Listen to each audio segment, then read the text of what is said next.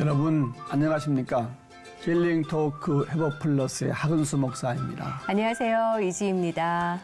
이지 씨, 네. 지금 남편분께서 목사님이잖아요. 그렇죠.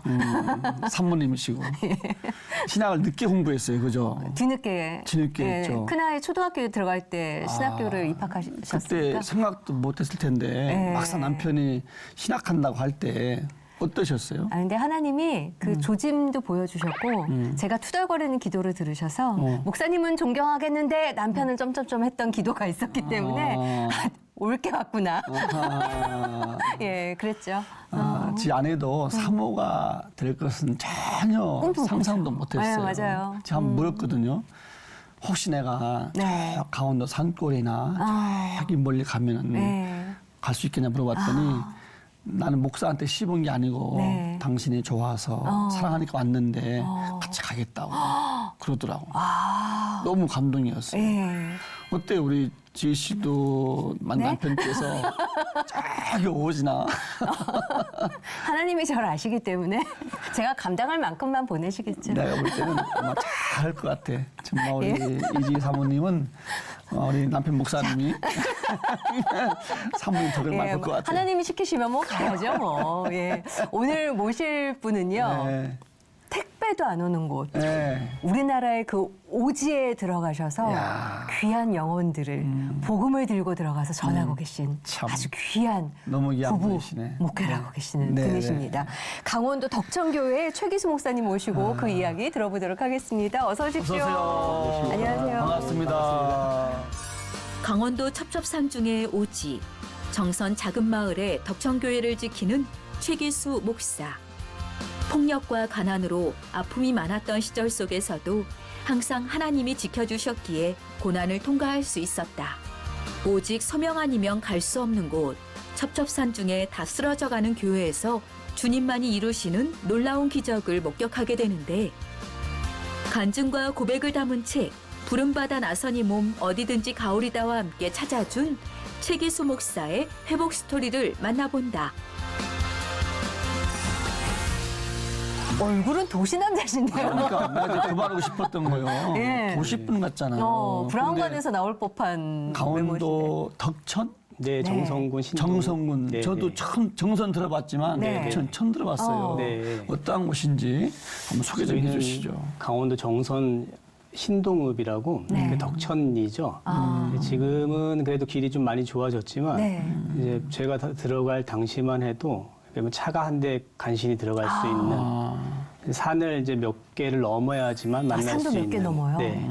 지금도 예를 들자면 택배도 오지 않고 네. 또 마을 버스도 오지 않는 곳이기도 합니다. 그리고 뭐 간단한 음료수, 뭐 아이스크림 하나 먹으려도 네. 한 3, 40분, 4, 50분을 나가야지만 야. 먹을 수 있는 곳. 치킨 배달 같은 것도 없겠네. 전혀 없죠.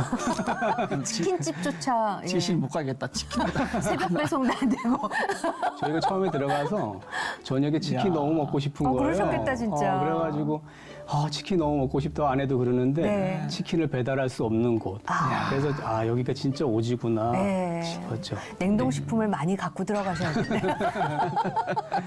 요새 같은 겨울에는 며칠씩 눈이 오면은 네. 며칠씩 고립되기도 하고.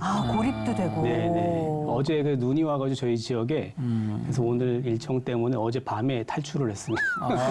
아침에 나오셨으면 못 나오실 네네. 뻔했네요. 못 나오는 상황. 어. 그런 것이구나. 예. 아니 목사님이 그곳에 부임하시기 전까지 많은 이야기가 있다고 네. 들었거든요. 네. 그 이야기를 잠시 뒤로하고 네. 그런 오지에 들어가는 믿음을 가진 목사님은 신앙생활을 어떻게 시작하셨을까 궁금하거든요. 어떠신가요? 저는 사실 어려서부터 교회는 다녔어요. 근데 교회는 어려서부터 다녔는데 네. 사실 좀 제 청소년기 시절은 좀 많이 방황을 많이 했죠. 오히려 예수 믿는 또 교회 다니는 사람들이 왜 저래? 네. 이런 어떤 그런 또 이중인격자 같이 보이는 그런 모습들이 많이 있었는데 예. 대부분이 이제 아버지의 영향이었어요. 저희는 이제 제가 어릴 적에 아버지가 이제 사실 뭐 깡패셨죠. 자유당 말기에. 네, 그런데 집에서 어머니도 늘 이렇게 뭐 이제 맞는 거를 늘 보고 또 저희가 이제 삼남매인데 네. 삼남매가 자라오는 과정 속에 많이 힘들었죠. 그런 부분들이. 누님이 한 분 계시는데 누님이 이제 아버지가 얼마나 어릴 적에 무서웠으면 네. 지금은 많이 좋아졌지만 이제 말을 더듬을 정도로 그런 어떤 트라우마가 있었죠. 예, 그래서 아버지 앞에만 서면 말을 두두두두 떠는. 무섭기 무서워. 때문에. 아버지가 엄청 무서웠으니까요. 그러니까 병을 막 씹어서 막 뱉을 정도로. 그러니까 뭐 그 광산촌이었거든요. 저희가 사는 광산 집. 광부로 들어가신 예, 거예요. 예. 네. 그러니까 이제 11살 차이 나는 어머니를 이렇게 데리고 와서 이제 저희를 낳고 뭐 가정 속에서 참 많이 힘들었죠. 근데 네. 아버지가 근데 뭐 하나님의 그 어떤 주권적인 부르심 또 하나님의 회복이 있으셔서 그 체독이라는 병이 있었는데 체독? 예, 체독. 12주장충 같이 예전에는 그게 많았다 하더라고요. 그 똥독이라 그러거든요. 네. 그 시골에 옛날에 인분, 그 화학 비료가 많지 않을 때는 인분을 줘서 이제 야채를 키웠는데 네. 그거 이제 세척을 깨끗하지 않았고 이렇게 먹고 그러면 그 균이 이제 들어가서 그 체독이라는데 예전에는 그거가 많이 걸렸다 하더라고요. 네. 저희 아버님도 이제 체독의 위기에서 당시에 교회를 나와라, 뭐 전도사님들이 이렇게 복음을 전하고 네. 이러면 내 주먹을 믿지 무슨 예수를 믿냐, 그러면 오히려 막 때리고 네. 뭐 행패 부리던 분이 죽음의 위기에서 마지막으로 찾아간 그 새벽 예배, 새벽 예배를 갔대요. 가셨는데 하나님이 그냥 확 고쳐주신 거죠. 와. 그래서 그날부로 저희가 저희 어릴 적에 교회 믿는 집안이 되었죠. 그렇게 해서 다니게 되신 거예요. 네네네. 그래서 저도 자연스럽게 이제 교회를 나가게 되었는데 사실 그게 뭐 쉽지는 않죠. 사람이 변한다는 게. 하루아침에 네. 완전 네, 180도 네. 안 변하니까 우리가. 예. 조금 덜 할 뿐이지. 네. 어제보다는 오늘 조금 나을 뿐이지. 그게 조금 계속되었죠. 네. 어쨌든 참 어려운 그 어린 시절을 보내신 것 같으세요. 네, 그죠? 네, 네. 아버지의 폭력적인 네. 환경이나 네. 그 와중에도 하나님을 또 이렇게 알게 됐고 예수 믿게 되셨고 그 목사가 됐단 말이에요. 네. 딱 봐도 정말 도시 스타일이시고 네. 착한 목사님 같은 느낌이잖아요. 네. 근데 자료에 보니까 어렸을 때 오토바이를 좋아했다? 이거 다른 분 아니에요? 예. 이게 무슨 얘기입니까, 이 얘기는? 제가 이제 아까 말씀드린 그 아버님의 어떤 이중인격 네. 그런 모습들을 보고 좀 반항하는 시기가 좀 있었어요. 청소년기에. 오히려 좀 내가 오히려 반항함으로 인해서 아버지한테 조금 고통을 줘야 되겠다. 내가 좀 이렇게 아버지가 삐뚤어져야 되겠다. 미우니까, 아버지 미우니까. 네, 미우니까. 아버지가 미우니까. 그래서 이제 그때부터 이제 뭐 공부라는 것만 뒷전이고 네. 이제 늘 뭐 싸움하러 다니고 이제 뭐 오토바이 타고 다니고 오토바이도 타셨어요. 중학교 때 이제 오토바이를 타면서 뭐 머리 탈색도 하고 그야말로 상상이 안 간다. 그야말로 이제 뭐 앞바퀴도 들고 뭐 뒷바퀴도 들고 전문용어로 예. 폭주족이라는 폭주족. 거죠. 네, 네. 예. 중학교 때 그렇게 오토바이를 타신 게 한 몇 년 그렇게 타시다가 방황이 언제 끝나는 고등학교 2학년 때까지. 한 3년, 네네. 3년 정도는 하신 거예요? 중학교 2학년 때쯤 때부터 아. 해서 네네네. 어떻게 해서 끝난 거예요, 방황이? 고등학교 2학년 때 제가 그 아버지 때문에 방황이 시작됐는데 네. 아버지 때문에 또 돌아오게 되었어요. 그래요? 네. 고등학교 2학년 때 집안의 가세가 많이 어려웠어요. 근데 저는 뭐 집안의 형편 이런 거 별로 걱정을 안 하고 그냥 뭐 노는데 네. 공부도 뭐 꼴찌하고 막 이런 게 일이었는데 이제 아버지한테 찾아온 빚쟁이들이 있었어요. 그러니까 이제 참 어려웠었나 봐요. 근데 아버지가 이제 경운기를 모시고 어딘가를 이제 가셨죠. 네. 근데 그 분위기가 이제 심상치 않으니까 어머니가 한번 따라가 봐라. 그래서 혹시 잘못된 생각을 하시지 않을까 싶어서. 그래서 이제 오토바이 타고 이제 따라갔는데, 경운기는 있는데 아버지가 없어진 거예요. 그래서 이렇게 찾아보니까 어떤 그 나무 밑에서 네. 막 이렇게 무릎을 꿇고 막 한없이 우시면서 막 그 기도를 하시더라고요. 근데 제가 그걸 숨죽여서 그걸 들었어요. 근데 들었는데 그 내용이 참 제 마음이 참 울리더라고요. 뭔 생각이 제가 들었냐면, 야, 아버지도 저렇게 강한 분도 자기가 변하려고 그렇게 노력하고 있구나.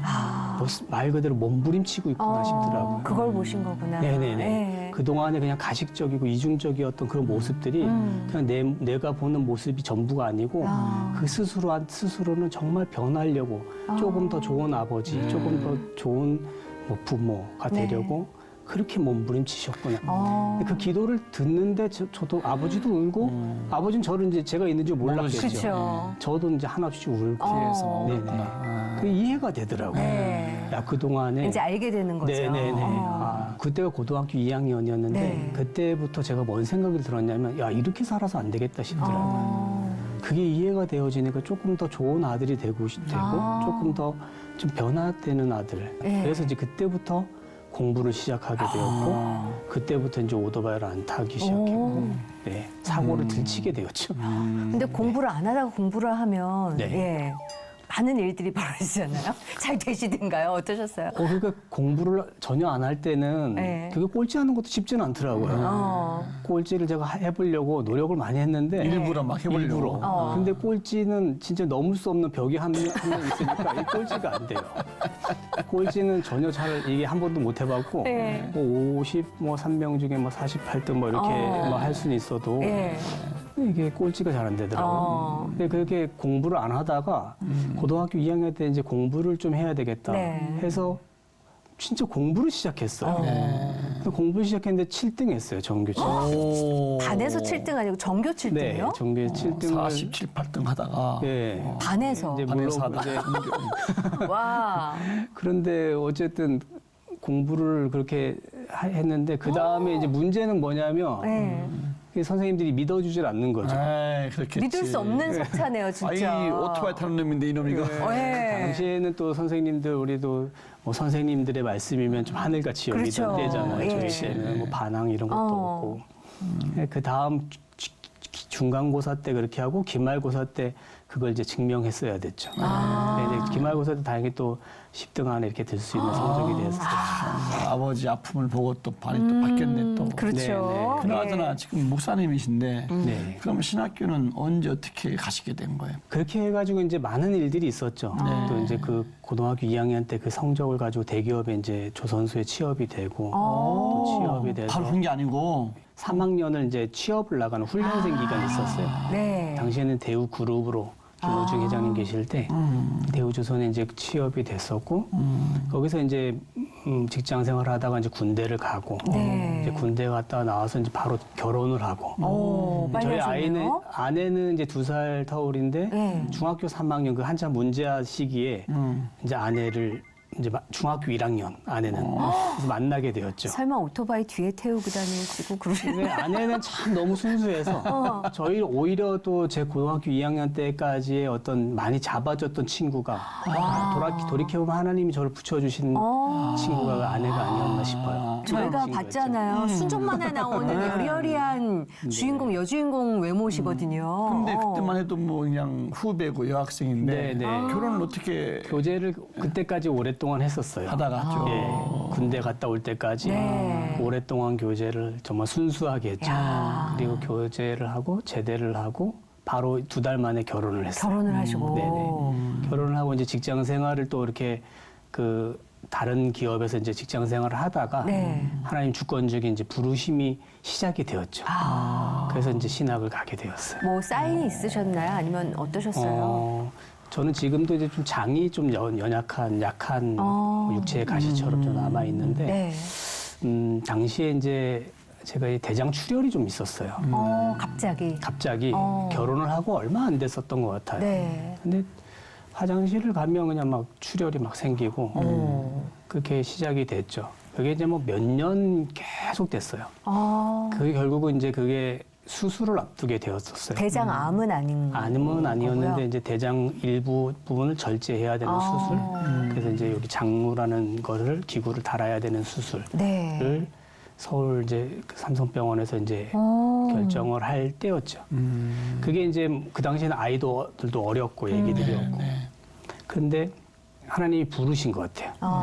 그 수술을 앞두고 있다가 이제 부산에서 어떤 그 모 교회가 하는 컨퍼런스가 있었어요. 네. 엑스코에서. 네.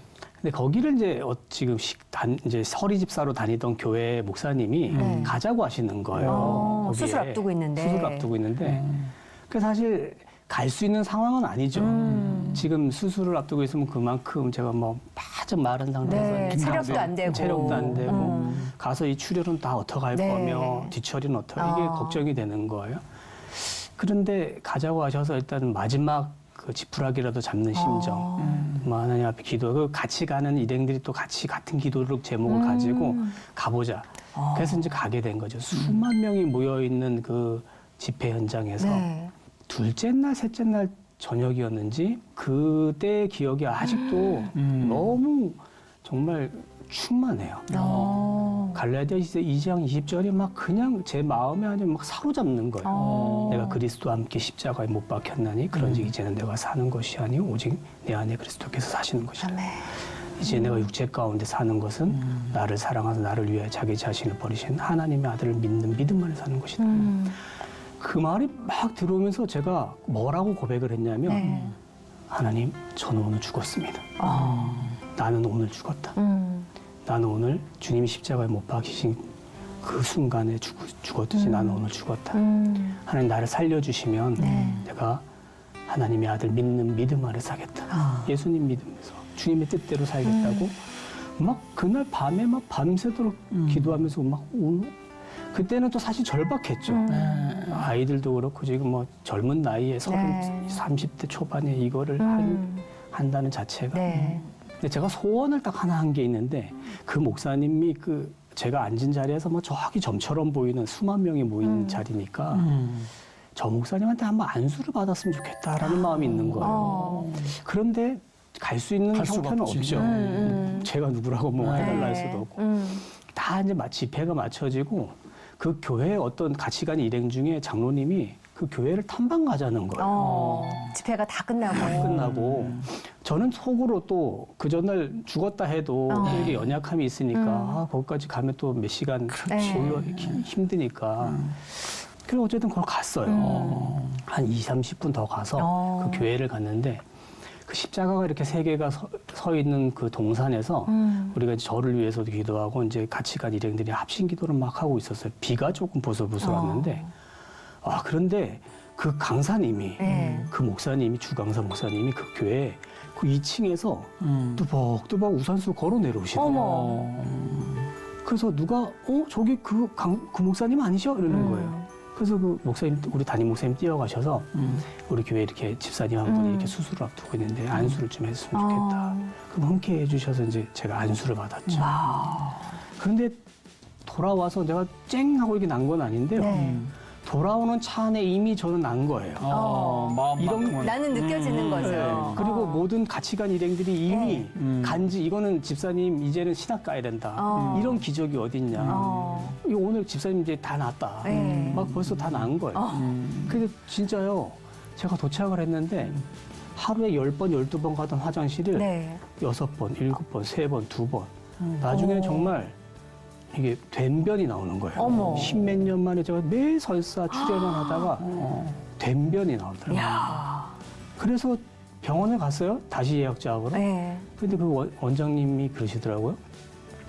그동안에 뭐 좋은 일 있으셨어요? 뭐 좋은 거 드셨어요? 이러는 거예요. 왜 그러시냐 했더니 전에 비포 애프터 사진을 보여주는 거예요. 지금 검사하기 다시 검사한 사진을 이거 보더니 이 정도면 수술 안 해도 되겠는데? 이러시더라고요. 잘 관리하면 되겠는데? 지금까지 제가 수술을 안 했어요. 할렐루야네요, 진짜. 그래서 아내도 펑펑 울고 저도 뭐. 그러면 그때 이제 신학을 하기로 결심하신 거예요? 네네네. 그러고 이제 바로 가신 거죠. 그리고 또 많은 일이 있었죠. 그리고 하나님 부르셨으면 이게 가정이나 뭐 아이들 이게 또 놓고 가는 게 그렇지. 쉬운 문제는 아니잖아요. 그 좋은 직장. 모든 것들을 다 어떻게 할 수가 없어서 하나님 그러면 사표도 내려고 했는데 이게 또 안 되는 거예요. 그래서 하나님 부르셨으면 하나님 좀 이 길을 열어달라. 그래서 아내하고 8월 달에 2018년 8월 달에 흰돌산 기도원을 갔어요. 그 구체적인 기도 제목을 가지고. 아내는 뭐 어쩌면 뭐 그 기도가 아니었을 수도 있어요. 근데 저는 이제 어쨌든 하나님 보여달라고 흰돌산 기도원을 갔는데 하나님이 그때도 말씀으로 역사하시더라고요. 여호수아 1장 9절에 뭐라고 하냐면 내가 내게 명령한 것 아니냐? 놀라지 말라, 두려워하지 말라, 강하고 담대하라. 이 말씀을 주시더라고요. 그 말씀 붙들고 하나님이 내게 명령하셨으니까 가야 되겠다. 이번 신학 가야 될 것 같아. 내년도 가야 될 것 네. 같아. 하고 내려왔는데 회사가 부도났어요. 와, 사표 수리가 안 됐던 회사가. 8월 31일자로 회사가 부도나 버린 거예요. 그리고 이거는 뭐 하나님이 명령하신 거고 길을 열어달라는 대로 그냥 대로를 확 열어주신 거예요. 학부 4년, 신대원 3년, 강도사 1년, 목사 후보자 1년, 그 10년의 과정에 광야를 들어가게 되었죠. 광야라고 하신 게 믿겨지는 게 결혼도 했고 아이도 어리고 그리고 신학생으로 10년이면 네. 어마어마한 시련들이 또 감당하셨어야 될 것 같은데요. 저는 지금 생각해 보면 그 10년의 과정이 어떻게 보면 참 은혜의 시간이고 정말 맛볼 수 없는 하나님의 은혜의 시간이기도 하지만 살아가야 될 몫은 또 그렇죠. 다른 문제잖아요. 살아내야 되니까. 네, 살아내야 되니까. 아이들 그때 당시 초등학생들이었고 아내가 있었고 아내가 또 하루 종일 이제 생계를 이어가기 위해서 네. 이제 약국에서 일을 하고 어, 한 달에 이제 100여만 원 받는 걸 가지고 네. 생활을 하니 이거 뭐 생활도 안 될 뿐더러 늘 학비 때문에 재적 통보받고 학교에서 뭐 안 해본 뭐 화장실 청소 기숙사에서 안 해본 거 뭐 정말 몸부림쳤죠. 어떻게 해야든지 이 과정을 네. 해보려고. 네. 많이 힘드셨겠지만 뭐 기억나는 거 뭐 한두 가지 좀 이렇게 제일 뭐 큰 기억이라고 한다면 오후 사역 저녁 집 이제 예배까지 다 교육전도사 사역을 마치고 가야 되는데 아내한테 돈 있냐 이제 눈치를 주니까 본인도 없다는 거죠. 그러면서 뭐 40분을 걸어 다닌대요. 아이들하고 버스비가 없어서 거기다 뭐라고 얘기를 해 제가. 그래서 알았다고 하고 이제 차를 타고 이제 무작정 올라갔어요. 올라가는데 여주 휴게소쯤 이제 거기 나가서 불이 들어오는 거예요. 기름이 없다고. 기름이 밤 11시가 넘었는데. 근데 불이 들어오는데 더 이상 가면 고속도로 한복판에 쓱 같은데. 그렇지. 그래서 이제 차를 여주 휴게소로 들어가서 한쪽에다 이제 대고 이게 뭐 눈물만 나는 거예요. 그렇지. 기름 넣을 돈은 없고. 네, 돈도 없고 그동안에 참 많이 힘들고 버티다 이제는 다 이게 끝난 것 같은 거예요. 이게 더 이상 어떻게 할 수가 없을 것 같은 거예요. 야, 이거 내 욕심 아닌가? 이게 다 그만둬야 되지 않는가?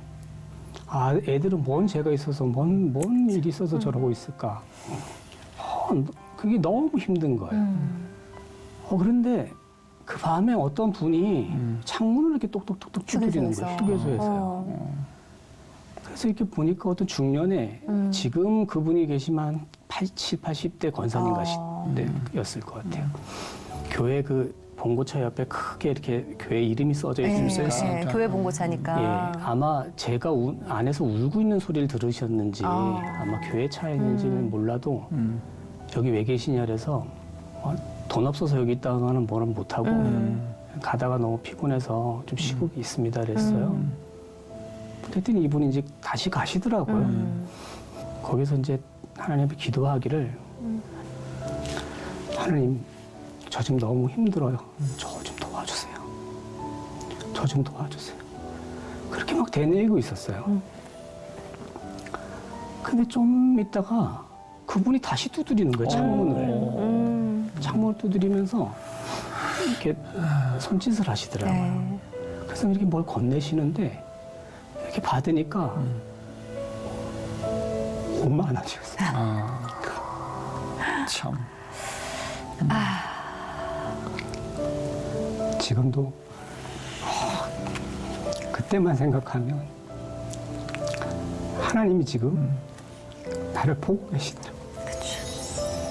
또 조금 전에 내가 하나님 저 너무 힘들어요. 또 좀 도와주세요. 그것을 들으신 하나님. 마치 그릭 시냇가에서 엘리야를 하나님 깔마리를 통해서 먹이셨던 그 말씀이 하나님이 나의 하나님이시구나. 제가 동이 들 때까지 울었어요. 근데 그 5만 원이 500만 원, 5천만 원보다 더 필요한 거지. 그렇지. 막다른 곳에서 네. 만난. 그래서 버틸 수 있었어요. 그러게 아니 조금 이렇게 어렵게 맞췄으면은 조금 좀 시원에 데려가 좀 열려야 되는데 그쵸. 지금 그 택배 더 장난은 첩첩산 중에 그 고난 속으로 가는 것 같은 느낌이 거기를 드시죠. 어떻게 얼마나 가시게 됐습니까? 힘드셨을까. 어떻게 가시게 됐어요? 제가 이제 그 신학 과정을 다 마치고 네. 이제 강도사 고시 합격을 하고 이제 목사 안수 받는 그 과정 속에 네. 이제 다음 이제 목회지를 위해서 기도하고 있었어요. 기도를 하고 있는데 몇 군데를 놓고 이제 그때 어떤 큰 교회에서나 또 이렇게 네. 아니면 훈련을 받아라 어떤 이제 몇 군데를 놓고 기도하는 과정 속에 있었는데 지금 전임 목사님이 그 목회 모임을 갔는데 네. 저에게 우리 교회에 좀 이렇게 후임으로 오실 계획 생각이 없으시냐고 이렇게 말씀을 하시더라고요. 그 네. 교회 전임 목사님이 예, 전임 목사님이 지금 6년째 후임 목회자를 못 구하고 있다는 거예요. 누가 안 가니까. 예, 그 일본 하나님이 일본 선교사로 자기를 부르셨는데 올해는 좀 꽉 했으면 좋겠는데 네. 지금 그렇다고 하시면 저한테 얘기를 하시더라고요. 근데 사실 제가 고향이 영월이면서도 그 한 50분, 1시간 거리에 그 지역에 있는 그 지역을 몰랐어요. 그런 지역이 있는지. 예. 근데 그 얘기를 딱 듣고서 근데 제가 가볍질 않더라고요. 이 말씀이. 느낌이 네. 느낌이라는 게 너무 무거운 오죠. 거예요. 네. 그래서 집에 와서 아내하고 1월 달이었는데 네. 아내한테 그랬죠. 이렇게 이런 목사님이 후임을 요청하셨는데 기도해 보자. 네. 3일 금식을 하는 과정 속에 그때도 하나님 말씀을 주셨는 게 로마서 14장 8절 말씀에 우리가 살아도 주를 위하여 살고 죽어도 주를 위하여 살고 사나 죽으나 주의 곳이는 이 아이 말씀이 정말 너무하십니다. 막 너무 충만한 거예요. 네. 그래서 제가 그 말씀을 찾아봤어요. 찾아보니까 그 내용이 그런 거예요. 본질과 비본질에 대한 아도야 아포라 논쟁이더라고요. 네. 그 본질은 예수 그리스도 복음을 전하는 그 말씀을 딱 받았는데 신학교 그때 처음에 그때 어렵게 갔을 때 부름받아 나서님은 뭐 어디든지 가오리다 아골고쳐 빈들이 두 손 높이 들어가지고 펑펑 울었던 그 기억이 나는 거예요. 주여. 하나님하고 약속했던 내가 어디든지 가겠습니다. 나를 고쳐주신 하나님, 네. 나를 살려주신 하나님, 하나님 부르시면 나는 어디든지 가겠습니다. 이 약속이 막 생각이 나는 거예요. 근데 그 말씀을 보니까 이건 다 비본질인 거예요. 네. 사례가 어떻고, 뭐 사례가 하나도 없다 그러지, 뭐 200년 넘은 집이라 그러지, 네. 뭐 성도들도 뭐 6명 있다 그러지, 뭐 이런데 그건 다 비본질적이라는 거예요. 본질은 예수 그리스도 복음인데. 그래서 그 말씀의 은혜를 너무 충만히 받고서 그 다음날 가보지도 않고 전화를 했어요. 목사님 제가 가겠습니다. 가보지도 가보지도 않고요. 않고. 예. 사모님한테는 아내는 사실 저희가 생각한 거는 어떤 농어촌 교회라고 하더라도 어떤 교회가 이렇게 있고 사택이 이렇게 있을 그쵸. 정도의 어느 정도의 그림을 그렇지, 생각을 그렇지, 했죠. 그렇지. 근데 그 정도일 거라는 생각을 못 하고 목사님 그러시더라고요. 와보고 결정해야 되지 않겠냐고. 그래서 가는 거는 아내가 그때 토요일 일을 하고 있으니까 토요일 날 마치고 가겠습니다. 덕천교회를 치니까 내배도 안 나오고 뭐 주소를 찍어주더라고요. 그래서 거기 1월 달에 이제 거기를 넘어가는데 차가 한 대 간신히 가는데 넘어도 교회는 안 나오고 또 초행길은 더 멀게 느껴지잖아요. 네, 1시간을 넘게 갔는데 세상에 이런 곳이 있나 싶을 정도로 그 갔는데 막 넘어갔는데 저기 십자가가 이렇게 보이더라고요. 네. 그래 갔는데 완전 옛날 나무 대문. 그 대문을 끽 하고 열고 목사님 나오시면서 오셨어요? 그러더라고요. 오셨냐고. 그때 제가 이거 아차 싶다. 이거 세상에 이거 큰일 났다. 이거 어떻게 해야 되지? 아내하고 나오면서 말을 못 하겠는 거예요. 그러셨겠다. 오면서 그래도 좀 좋은 곳에 갔으면 적어도 여보 어디 괜찮지? 여보 성도들 목사님 괜찮으신 거예요? 교회도 산택도 좋은 것 같아 막 이럴 텐데 한마디도 말을 못했어요. 집에 오는 내내 그냥 둘 다 말 안 하고 아내는 들어가서 앓더라고요. 밤새 울어요. 근데 사실 제가 그게 너무 와닿는 거야. 아내가 그렇게 어렵게 10년을 버틴 이유는 우리 아내가 또 불신자 가정이거든요. 그동안에 많은 일들 속에 처가되고 참. 저 소리 아빠가 아유. 저거 집안 애들 다 내팽개치고 저 이런 아내가 견딘 이유는 아니야. 목사님만 되면 하나님이 이렇게 그쵸. 회복시켜 주실 거야. 이렇게 잘 되게 하실 거야. 아. 이런 기대였을 텐데 이게 한순간에 무너진 날이 그날이었죠. 막 밤새 울더라고요. 더 이상 뭐 말을 못 하겠는 거야. 그래서 이제 기도할 뿐이었죠. 하나님 아내 좀 만져주세요. 그렇죠. 그 기도밖에 없죠. 근데 하나님 아내도 간증하기를 3일을 몸살을 앓았어요. 약국에 못 나간다고 제가 출근했는데 3일 지났는데 막 이렇게 설거지를 막 하고 있는 거예요. 네. 일어나서. 그래서 난 다 포기하려고 하나 싶어가지고 괜찮냐 그랬더니 아내가 여보 나 이제 약국 그만둬야 될 것 같아 이러더라고요. 갑자기. 약국에서 이렇게 그동안 일한 거니까. 예, 10년 넘게 이거 뒷바라지 했잖아요. 네. 이제 다 그만두고 싶다라는 줄 알고 아 힘들지 뭐 어떻게 하겠냐 그랬더니 갑자기 뭐라 그러냐면 여보 나 이제 본격적으로 사모해야 될 것 같아. 우리 거기 가서는 그 이제 직장 못 다니지 않을까? 거기 다닐 수도 없거니와 이제 내가 사모 역할을 하나님이 나를 사모로 이제 해야 될 것 같아. 그러더라고요. 그 제가 너 어떻게 그렇게 그런 귀한 마음을 먹었냐? 제가 그랬더니 우리 아내가 그러는 거야. 성경책을 딱 폈대요. 너무 힘들어 성경책을 딱 폈는데 요한일서 3장 8절인지 거기에 자녀들아 우리가 말과 혀로만 사랑하지 말고 행함과 진실함으로 하자 이 말이 막 들어오더라는 거예요. 진짜. 아, 진짜. 그래가지고 그 말씀을 막 눈에 들어오더라는 거예요. 말과 혀로만. 하필 네. 알아 누웠었는데. 네. 기쁜 표정으로 뭐라 하냐면 여보 우리가 말과 혀로만 주님 사랑한다고 하면 이거 아니잖아. 행함 안에 우리 진실함으로 해야 되잖아. 가자 그러더라고요. 참나. 그래서 거길 갔어요. 그때 가실 때가 애들이 몇 살 때였어요, 목사님? 그때가 첫째가 고3이었어요. 아이고. 제일 중요한. 둘째가 고2였고. 우리 신학할 때 애들이 초등학생이었는데 그동안 참 힘들게 애들이 학원 한 번, 과외 한 번 못하고 참 그렇게 어렵게 하다가 입시 준비하고 네. 해야 될 때 걔는 이제 그냥 기숙사에다 넣어버리고 둘 다 이제 기숙사에다 넣고 둘이서 그 이제 이사를 들어가게 오지로 됐죠. 들어가신 거군요. 지금은 잘 컸어요, 애들이. 지금은 진짜 하나님이 키우시더라고요. 아멘. 네, 하나님이 네. 정말 다 갚아주시더라고요. 그랬어요. 예, 첫째는 이제 꿈대로 네. 제 연약했잖아요. 자기 네, 어릴 적에 네. 아빠가 아픈 걸 보고 난 아빠 꿈이 간호사 돼서 아빠 저 해줄 거야. 어머. 꿈대로 간호사 돼서 여기 근처에 서울 보훈병원에 간호사, 예, 간호사가 됐고 둘째는 엄마 아빠 고생한다고 할머니 할아버지 고생한다고 커서 비행기 태워줄 거야 하더니 어머. 그 꿈대로 항공대 갔습니다. 진짜 하나님이 다 네. 아이들을 통해서 또 그렇게 한 역사하시네요. 뭐 삐뚤어지지 않고 어. 네, 참 그 산골 특유의 그 뭐가 있잖아요. 그 어떤 샤머니즘적인 뭐 이런 배타적인 것도 있고 외부인에 대한. 어떻게 네. 해서 복음을 어떻게 다녔습니까? 그런 곳에서. 산, 나무 네. 이렇게 샤머니즘이 강한 거예요. 지역 주민들마다. 뭐 전도하러 다니고 말했더니 그 전도용품을 부정탄다고 저한테 막 던지고 욕하고 네. 그랬었죠. 참. 참 많이 처음에 환경적으로 어려웠는데 나중에 이제 사역적으로도 많이 어려웠었죠. 그런 어르신들한테 복음을 어떻게 전하기 시작하셨어요? 그렇게 사역을 시작을 하다가 시작한 게 우리 성도들 신방 사역부터 하자. 그렇게 해서 성도들 신방을 하기 시작했는데 그들의 삶이 보여지더라고요.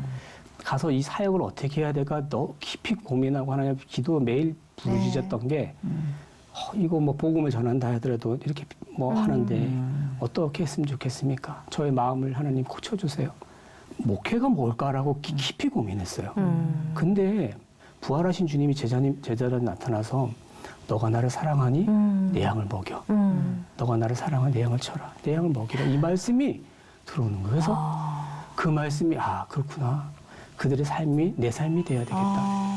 내 삶이 그들의 삶이 돼야 되겠다. 그래서 시작한 게 사역이었어요. 반찬 사역, 반찬. 신방 사역, 빨래 사역, 청소 사역, 어르신들이 김장 힘들어하는. 사역. 예. 그렇게 해가지고 사역을 하고 했는데 처음에 6명이 왔던 성도가 1년 반 만에 2분 돌아가시고 2분 요양원 가시더라고요. 이게 막 한 분이 가시고 나니까 막 100명이 없어지는 것 같아요. 6명 중에 1명 가니까. 그렇죠. 그렇게 사역을 하고 한 영혼을 하나님 앞에 품고 나아갔더니 하나님이 그 영혼을 하나님이 복음의 성령께서 만지시고 돌아오게 하시고 제가 진짜 하나님 앞에 간증이 최고의 간증은 세례를 7명 줬어요. 거기서. 여기서. 큰 교회에서야 뭐 말을 할 수 없는 예수님이 거지만 뭐예요 하셨던 분들에게. 예, 저한테 던지시던 분들, 저한테 뭐 그거 했던 분들 둘이서 들어갔잖아요. 예. 고등학교 3학년 애들 두고. 얼마나 공기가 좋고 그런지 별이 너무 예쁜 거예요. 근데 하나님 그게 사인이셨는지 모르겠는데 그게 사인이셨는지 그 이후에 하나님이 우리가 19년 만에 셋째를 주신 거예요. 그곳에서. 예, 늦둥이를. 어르신들이 너무 예뻐하게는 동네에서. 전도의 통로가 되고요. 복음의 통로가 되고. 예. 유일무이하죠. 아이가 어머. 예. 제가 4번째로 젊으니까요, 동네에서. 반전이 난 전혀 셋째 생각 못했었는데. 그러니까요. 네. 그 아이를 통해 가지고 교회가 변화되기 시작하고 마을이 변화되기 시작하고 복음에 우리가 뭐 섬김 부족하지만 하나님의 일들을 통해 가지고 교회가 건축이 되었어요. 그러게 난 이거 보고 예. 놀랬어요. 이게 사실인가? 이 와중에 봐야죠. 건축을 했다고 그래서. 네. 정가 훈거잖아요 지금. 예. 이게 이제 처음에 교회를 했던 처음에? 네, 교회 사역 200년 네. 된. 이게 이제 저희가 들어갈 땐 저 정도는 아니고 저기에서 이제 리모델링을 해서 사역을 쓰긴 했었어요. 근데 그 다음 사진은 이렇게 사역을 바뀌었네. 했던 거죠. 참. 이 건축을 어떻게 하시게 됐습니까? 도대체. 이 건축도 정말 하나님 기적이에요. 외길이라고 하셨잖아요. 네. 당시에 이거를 건축할 때 크레인 차가 들어오질 못했어요. 그러니까요. 그래가지고 저 골조 구조물을 용접을 해서 이제 벽돌을 쌓았는데 용접을 제가 또 조선소에서 용접했댔잖아요. 그 용접을 또 하나님 거기 쓰게 하시더라고요. 할렐루야. 저 골조 용접을 제가 다 하고 용접을 했어요. 근데 저거 순수 90% 다 목사님들이 하신 거예요. 전국이 정말 목사님들이 우리의 이런 사정, 여기서 아이를 어떻게 키우냐로 시작을 해서 같이 기도하게 하시고 놀라운 기적을 통해 가지고 목사님들이 지신 거예요. 늦둥이로 인해서 교회 건축까지. 네. 어떤 서울에서 권사님 2분이 내려오셨는데 그 권사님들이 여기서 애를 어떻게 키우냐. 그 내려오신 일도 첫째 아이 대학 그때 고3이었다 했잖아요. 우리 들어갈 때. 네. 등록금을 어떻게 할 거냐로 해서 등록금 한 학기라도 대주고 싶다고 해서 애를 보고 싶다는 거예요. 예. 그래서 오셨는데 집에 가보자는 거예요. 그래서 여기 왔는데 예. 집에 가니까 세상에 여기서 애는 6월 달에 나온다 하지. 여기서 어떻게 애를 키우냐. 이래서 시작을 한 거예요. 와. 근데 그 권사님 2분 중에 한 분이 넘어지셨어요. 집을 돌아보다가. 아이고. 옛날 집에서 예. 넘어지셨는데 갈비뼈가 이게 금이 가고요. 예. 앞에 활의 난로에 이렇게 발가락이 부러졌어요. 아이고야. 그 정도로 충격에 이게 엉덩방아를 찌셨는데 근데 그 2분이 오셨는데 한 분이 저한테 목사님 빨리 기도해 주세요. 기도해 주세요. 이러더라고요. 저는 솔직히 이거 뭐 여기서 우리 처음 본 분이 와서 다쳤는데 이게 큰일 났잖아요. 119 불러서 병원을 가든지 해야 되는데 그래서 안수 기도를 해달라 해서 제가 진짜 손을 얹고 안수 기도를 했어요. 이렇게 만지니까 경직이 돼가지고 땅땅해요, 몸이. 그 간절한 마음을 하나님 고쳐달라고 여호와 라파야 하나님 막 기도를 하는데 진짜 기도가 끝날 때쯤 저도 그런 기적이 처음이죠. 뭐 다시 또 있을지 모르겠는데 몸이 싹 풀리는 거예요. 몸이 싹 풀리면서 이 권사님이 자리에서 일어나셨어요. 일어나셔서 이 2분이 그 6평 예배당에서 예배를 드려달라는 거예요. 그 예배를 드리고 원주 그 터미널에 올라가는 길에 네. 그 권사님이 그러시는 거예요. 여기서 6월 달에 그날이 5월 24일이에요. 네. 2019년 5월 24일. 앞으로 예정이 된 6월 10일. 애가 6월 보름 있으면 애가 나온다는데 여기서 애를 어떻게 키우려고 하냐. 목사님 이거 리모델링 해라. 여기서 우리가 넘어졌으니 그렇지 할머니 한 분이라도 여기 넘어졌으면 이 교회가 어떻게 감당하겠냐. 그래서 내가 이랬죠. 저 사실 이런 아이들 이제 그런 계획이 있어서 목사님들이 이렇게 받아봤더니 1,500만 원 정도 있으면 안에 실내 정도 내일 리모델링 한다 하더라. 내일 당장 1,500만 원 보내줄 테니까 리모델링 하라는 거야. 그런데 그날이 2019년 5월 24일이었잖아요. 네. 그날 가시고 2019년 5월 25일 날 우리 셋째가 나왔어요. 빨리 나왔어요. 빨리 나왔네. 빨리 하루. 6월이 예정일인데. 예. 그 리모델링이 하나님 뜻이 아니었던 거예요. 아, 그래가지고 권사님과 전화했어요. 애기 나왔다고.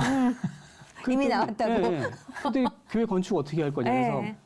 제가 솔직히 말씀드렸죠. 우리 너무 급해서 리모델링 얘기를 했는데 기도 제목은 싹 이 전에 목사님 몇 천만 원 들여서 리모델링 한 게 이런 거다. 싹 허물고 새로 건축하기를 기도하고 있었다. 네. 그랬더니 자기도 그렇게 생각한다. 그래서 시작이 돼서 건축을 했어요. 우리 상당부 리모델링이 아닌 예, 건축이 된 신축. 거군요. 예. 건축을 시작을 했는데 견적을 받으니까 설계하고 폐기물 처리 비용만 받으니까 견적 비용이 2,500만 원이 나오는 거예요. 거리가 너무 멀고 예. 혼합 폐기물로 더 톤당 40만 원 해가지고 이게 뭐 단가가 안 맞는다는 거예요. 그 준비된 예산의 3분의 1이 다 나가는 거예요. 그러면 준비돼 다 채워지지도 않았는데 건축을 못 하잖아요. 네. 건축이 말이 건축이에요. 그래서 이게 사람 마음이 또 틀어지는 거예요. 제가 인간적인 생각이 그쵸. 자꾸 들어오는 거예요. 그래서 가늠이 안 되니까. 예, 가늠이 안 돼요. 그래서 이거 그냥 차라리 7천만 원짜리 리모델링을 하자. 1,500만 원짜리를 조금 더 크게 리모델링 잘해보자. 그 목사님들 의견을 내서 지붕을 다 뜯고 다 했어요. 싹 걷어내고 살려볼 거 살려보려고 싹 했는데 2019년 9월 달에 태풍이 왔어요. 태풍. 설마. 이름도요. 진짜 하나님이 타파. 2019년 태풍 타파가 왔어요. 제가 진짜 시내에서 숙소에서 자고 교회를 들어가는데 그 좁은 길에 나무가 다 쓰러진 거예요. 그 크레인이 못 올라서 골재 다 들어올렸다 했잖아요. 근데 그 좁은 데 나무가 다 쓰러진 거예요. 도착을 해가지고 그 우리 임시 예배 초소로 쓰던 그 곳에 짐을 쌓는 짐이 다 날아가고 막 살림살이 다 날아간 거예요. 그 현장에 교회를 봤는데 교회가 없어진 거예요. 뼈대만 그나마 남고, 살려두려고 했던 것들조차 다. 뼈대만 남고 이게 옛날 흙집이니까 그쵸. 비바람을 맞으니까 이게 다 무너져. 싹 다 무너져. 그 자리에 제가 주저앉았어요. 야, 이건 하나님이 하신다. 이건 이거는 내가 인간적으로 생각하니까 이거는 하나님의 일이다. 내 일이 아니고. 폐기물 그래서 처리할 것도 없이 그냥 하나님 깨끗하게 해주셨네요. 그래가지고 다 처리했어요. 야. 근데요, 진짜 하나님이 하시더라고요. 저렇게 하나님이 하시더라고요. 그래서 그 얘기를 저희가 얘기를 들어도 끝이 날 수 없는 이야기인지라 귀한 또 간증 책에 나왔어요. 근데 제목이 심상치 않습니다. 부름받아 나선 이 몸 어디든지 가오리다. 이 고백. 예. 신학을 하실 수밖에 없었고 네. 예, 지금까지 버티게 하셨던 네. 하나님의 말씀과 또 목사님의 삶의 여정, 목회 여정이 이 책 안에 귀하게 또 담겨져서 나왔네요. 예. 책 쓰시면서 많은 생각을 하셨을 것 같아요. 저는 뭐 책하고 거리가 가깝진 않고요. 책이랑 거리가 좀 가깝진 않은데, 제 이런 사연들, 영상들을 보고 규장 가피풀 그 대표, 네. 어진구 대표님께서 전화를 주셨더라고요. 책을 쓰자고. 네. 이분이 이런 말씀 하시더라고요. 목사님, 한번 하나님의 말씀하신, 그동안에 말씀하시고 역사하신 거를 받아쓰기 한번 해보세요. 이러시더라고요. 제가 그 말이 참 은혜가 되었어요. 우리의 삶의 지금까지의 모든 삶 속에 하나님이 가 하시면 가 쓰는 거, 나 하시면 나 쓰는 삶, 그 받아쓰기 잘했으면 좋겠다. 그 마음이 너무 와닿는 거예요. 그래서 제가 해보겠습니다. 4월 달에, 작년 4월 달에 만났는데, 네. 5월 달에 이거를 한번 1차를 써보라 하시는 거예요. 5월 15일이 됐는데도 2장뿐이 못 쓴 거예요. 뭐 사역이지 뭐 또 네. 하다 보면 목사님 병원 가야 돼요. 병원 가고 막 그러니까 안 되는 거예요. 이러다 창피 떨겠다 싶어가지고 어떤 이제 오륜 빌리지에 이제 농어촌 세미나가 있어서 그쪽에 가는 길에 이제 3박 4일을 네. 저녁 집회만 참여하고 4일 동안 네. 진짜 잠 한숨 안 자고 189페이지를 썼어요. 그날. 3박 4일. 와, 이거 어마어마한 건데요. 네, 그날 쭉 진짜 하나님이 저를 통해서 아까 말씀하신 것처럼 한번 돌아봤어요. 한번 눈물로 썼어요. 한번 은혜로 썼고. 이 책을 딱 나오면서 아내하고 그런 얘기를 했어요. 여보, 우리가 이건 하나님 특별한 선물이고 하나님 특별히 허락하신 건데 우리가 돌아보면 우리 신학교 공부할 때 참 너무 어렵게 공부하지 않았나. 우리가 인세, 저자한테 주는 인세가 얼마인지 몰라도 우리 인세 전액은 지금도 힘들게 공부하는 그 신학생들한테 보내자, 장학금으로. 그래서 흔쾌히도 아내가 동의를 해줘가지고 네. 인세 전액은 이제 장학금으로 이렇게 보내게 되었죠. 그래서 저는 제일 좀 많이 나가고 했으면 네. 좋겠다는 생각이 있습니다. 우리가 나는 못 가더라도. 그렇잖아요. 이런 표현 많이 하잖아요. 네. 정말 어딘 가오리다. 근데 고백과 삶이 이게 잘 같이 안 되기 그렇죠. 쉽거든요. 맞아요. 근데 목사님 그대로 살아내셨네. 네. 아이고, 오늘의 감동에 이어서 앞으로 어떻게 하나님이 목사님과 덕천교회 이야기를 제2권, 3권을 써 내려가실까 네. 참 기대가 됩니다. 오신 김에 같이 공유할 기도 제목 하나만 좀 남겨주시고 좀 마무리하시죠. 저는 이 사역을 하면서 제일 힘든 게 뭐냐면 어르신들이 한 분 한 분 이렇게 소천하실 때 마지막 순간이 참 힘들더라고요. 대부분 치매나 대부분 이제 요양원에 가셔서 그동안의 신앙, 예수 믿었다는 고백, 좋았던 시절들 다 잊어버리고 가시는 모습들이 너무 안타깝고 그래서 그때부터 품기 시작한 게 뭐냐면 사실 덕천이 환경은 어렵다 해도 정말 천혜의 자연환경 또 천혜의 앞에 동강이 흐르고 너무 좋거든요. 또 아내가 사회복지 전공을 했으니까 이 지역에서 정말 요양복지시설이나 혹은 또 누구라도 이 덕천이라는 단어 속에 의미가 맞는지 모르겠지만 하나님의 은혜의 강물이 흘러넘치는 그런 어떤 빌리지 마을을 조성을 해서 누구라도 그런 구원의 은혜를 마음껏 경험하고 마지막까지 찬송하고 기도하고 예배하는 그런 덕천교회 또 덕천리가 되었으면 좋겠다. 아멘. 그렇게 기도하고 있습니다. 예. 네. 아마 많은 분들이 또 기도로 물질로 후원을 하시면서 같은 꿈을 꾸시지 않을까 싶은 생각이 듭니다. 귀한 이야기 나눠주셔서 너무 감사하고요. 또 응원하며 저희도 기도하도록 하겠습니다. 감사합니다. 감사합니다. 감사합니다. 너무 감동이었죠. 네. 오늘 머릿속에 최기수 목사님이 오래도록 영원히 남을 것 같아요. 네. 그 택배도 가지 않는 그 오지에 들어가셔서 한 발 한 발 발걸음이 하나님 함께 하시는 참 감동의 시간이었습니다. 입술로만 하나님을 믿는다고 고백하는 게 아니라 정말 삶으로 하나님의 명령을 따르는 삶이 얼마나 귀한 삶인지 그리고 그 한 영혼을 얼마나 귀하게 하나님이 찾고 계시는지를 한 번 더 저희가 배울 수 있었던 것 같습니다. 덕천교회 위해서 또 목사님 부부 위해서 기도 많이 해주시고요. 오늘도 하나님과 함께 평안한 하루 누리십시오. 고맙습니다. 감사합니다.